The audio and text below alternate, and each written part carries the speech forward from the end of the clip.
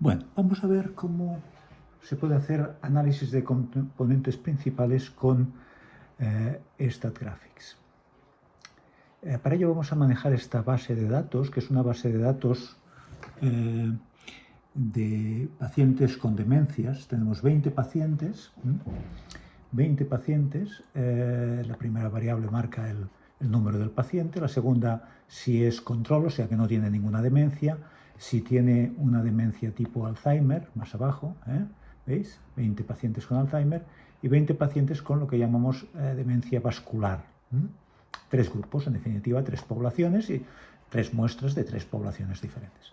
Aquí tenemos el sexo, marcado en 1 si es hombre y 0 si es mujer, la edad en años, si tiene diabetes sí o no, sí es 1, no 0, si tiene hipertensión, si tiene una enfermedad coronaria y si el Mini-Mental, que es una medida del grado de nivel cognitivo de un paciente, va del 0 al 30, cuanto más alto mejor nivel cognitivo, menos demencia tiene el paciente, y el volumen del hipocampo, que es una medida a los 3 años. Esto es el Mini-Mental en el diagnóstico, tiempo 0, Mini-Mental a los 3 años desde el diagnóstico. Evidentemente los controles desde el primer control, y son pacientes que no se les ha diagnosticado en ningún momento demencia. Y a los 3 años se vuelve a medir el Mini-Mental y efectivamente están, ya veis que están bien, están con valores próximos a 30. En cambio, cuando nos vamos a individuos con Alzheimer, pues ya veréis que nos vamos a valores mucho más bajos, y con la demencia vascular también. ¿De acuerdo? Bien. Lo característico también de estas dos demencias es que Alzheimer, el volumen del hipocampo baja mucho, ¿veis? 4, 3 y pico. En cambio, en la enfermedad vascular no.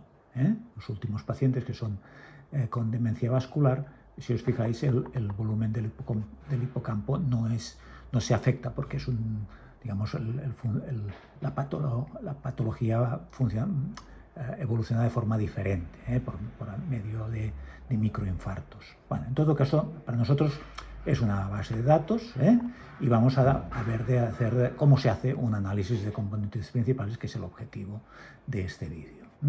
Para hacer análisis de componentes principales hay que ir a describir, a métodos multivariados y, fijaos, componentes principales. ¿Veis? Aquí tenemos componentes principales, aquí tendríamos para hacer todas las correlaciones 2 a 2 y aquí para hacer análisis factorial. Y aquí para hacer clúster, que luego veremos con otro vídeo. Análisis de conglomerados es sinónimo de análisis clúster. Pues vamos a componentes principales, cogemos todas las variables cuantitativas, las dicotómicas que sean polares las podemos utilizar, estableciendo este 1, 0, hombre 1, mujer 0. Todas las variables que sean polares se pueden utilizar en componentes principales, que tengan polaridad de alguna manera. Las que no, evidentemente, porque es fundamental, ya lo conocemos, porque los coeficientes hay que interpretarlos y esto es fundamental en el análisis. Bien, hacemos a aceptar.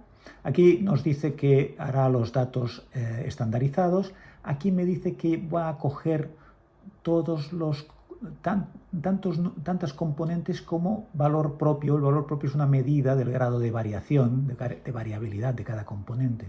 Me va a coger las que tengan un valor propio mayor que 1.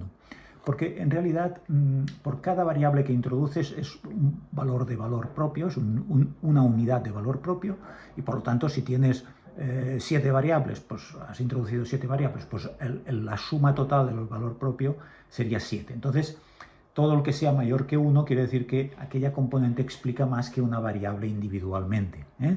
Bueno, también podemos coger y decir, bueno, pues el número de componentes quiero que me haga 2. Pues mira, vamos a hacer que me haga 2 y ya está. Le digo 2 y me hará 2 componentes. Pero bueno, y muy importante lo de estandarizado, que por defecto lo marca. Porque si las variables tienen escalas muy diferentes, es muy importante utilizar el estandarizado, porque lo que hace es transformar cada variable a media 0 y desviación estándar 1, y así no hay Porque si tuviera variables como, por ejemplo, la edad, ¿no? Tiene mucha variación, ¿no? Puedo tener gente muy joven o demencia no mucho, ¿no?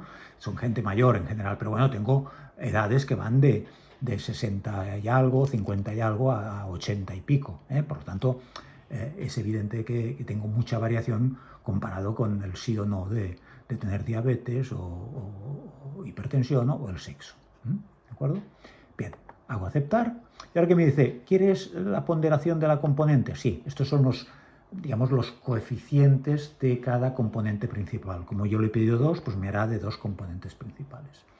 El gráfico de dispersión le puedo pedir un gráfico de 2 o de 3. Bueno, claro, aquí, a ver, un momentito, vamos a hacer una cosa, voy a volver, porque claro, como le he dicho que me ponga 2 componentes, no me hará un gráfico de 3 dimensiones. Le voy a pedir 3 componentes, y así me hará un gráfico de 3 dimensiones y veréis que es bastante bonito esta opción. Vale, vamos a pedir la ponderación, esto es lo que se suele pedir, y hacemos aceptar. Y ahora aquí, fijaos, lo primero, ya sabéis por la teoría, por los vídeos que conocéis de componentes, sabéis que lo primero que hay que mirar es lo que explica cada componente. Fijaos, la primera componente explica un 26,77%. De las 8 variables que hay, ha creado una componente que explica un 26,77%. La segunda explica un 19,82%. En total un 46%. Es poco, porque tenemos una base de datos con poca relación entre las variables. Aquí iría muy bien ir a tres componentes, que ya explicaría un 61%, que bueno. Esto del porcentaje, bueno, cuanto más mejor, pero bueno, evidentemente cuanto más bajo es el porcentaje, quiere decir que más información estás perdiendo en el análisis, en la representación gráfica. En cuanto a los coeficientes de las componentes, aquí no me voy a poner a interpretar porque esto ya lo he hecho en los vídeos de teoría, pero fijaos que aquí tenemos, estos son los coeficientes que, como podéis ver aquí, pesan especialmente el valor del mini-mental a tiempo 0 y a tiempo 3, y no tanto, pero el volumen del hipocampo, y un poco la diabetes y la hipertensión, pero en cambio el sexo y la edad no juegan ningún papel. En cambio, aquí sí que juega, la segunda componente juega un papel muy importante, el sexo, la edad, ¿de acuerdo? La enfermedad coronaria, que aquí tampoco pesaba. Y en la tercera componente lo que pesa es la diabetes, la hipertensión, especialmente la edad, ¿de acuerdo? Bien, esto ya repito, aquí sería un análisis más complejo de interpretar, más complejo de los que hemos visto en la teoría. Pero aquí lo que me interesa es que entendáis cómo se hace el análisis. Aquí tendríamos la representación en 2 componentes. Esto lo hemos visto en todos los ejemplos. Una representación de los puntos en las 2 componentes principales. Fijaos que yo ahora, si miro aquí, pues tengo, perdón, aquí si hago